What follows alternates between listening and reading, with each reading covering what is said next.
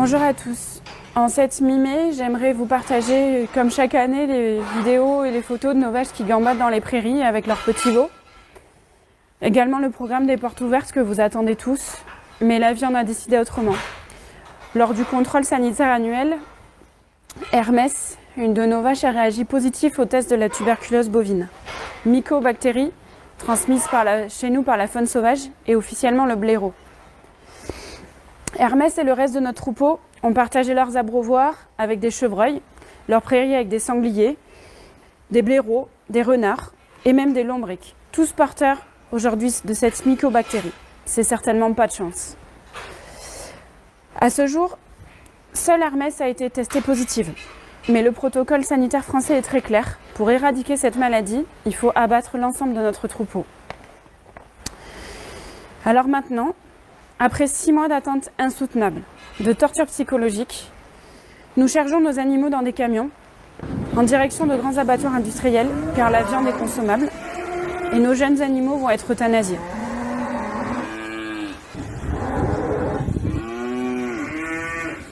Le combat de cette maladie n'est pas réellement un problème de santé publique, mais plutôt d'échanges commerciaux européens, car la France est officiellement indemne de tuberculose bovine depuis 2001. Et en cherchant que cherchent certains éleveurs, c'est tout de même plus facile de maintenir son statut.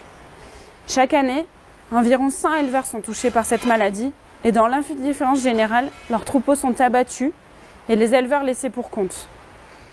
Car l'indemnisation de l'État n'est pas à la hauteur de la réalité économique aujourd'hui de nos fermes. J'ai choisi il y a 13 ans ce métier par passion et conviction. J'ai mis toute mon énergie au service de ma ferme et de ce métier que je défends chaque jour avec force et détermination.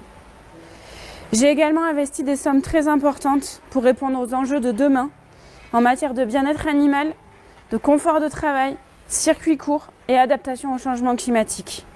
Et à 33 ans, j'étais fière de faire partie de cette nouvelle génération d'agriculteurs français. Animal, de confort de travail, circuits courts et adaptation au changement climatique. Et à 33 ans, j'étais fière de faire partie de cette nouvelle génération d'agriculteurs français qui aiment profondément ce métier et le fait rayonner à travers des productions de grande qualité. Mais maintenant, tout s'écroule. Retour à la case départ. Avec la faune sauvage infectée qui rôde autour de la ferme et des investissements très importants à rembourser, les prochaines semaines s'annoncent encore plus noires que les dernières que nous venons de vivre. Oui, ma ferme est en danger et toutes celles qui rencontrent aujourd'hui et demain ce protocole.